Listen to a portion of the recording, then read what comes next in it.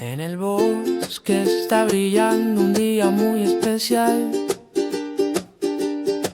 pero no es por los adornos, no un regalo sin igual. No es porque haya un arbolito lleno de luces sin fin, ni porque venga Papá Noel con su trineo de jardín. La Navidad es más hermosa, profunda como una canción, porque nació alguien tan grande que cambió nuestro corazón. Nació Jesús, luz de la vida, que vino al mundo a brillar, para mostrar el camino que nos ayuda a caminar.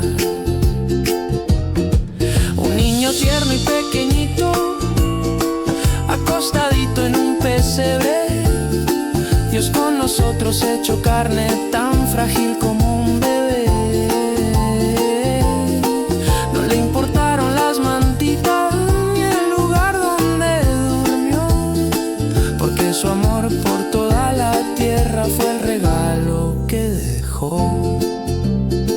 Así que cuando festejes y vuelvan las fiestas otra vez, recuerda al Mesías divino que vino para darnos fe.